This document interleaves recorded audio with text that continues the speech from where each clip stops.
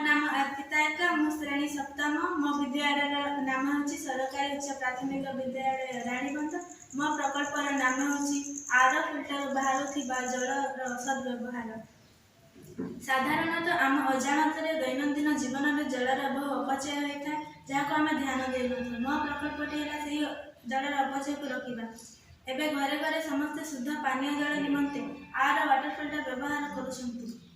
यही पानी छाणा यंत्र पानी छाणिबा सह अनेक जल नष्ट करिଥାଏ जहाँ समस्ते नष्ट करथांती।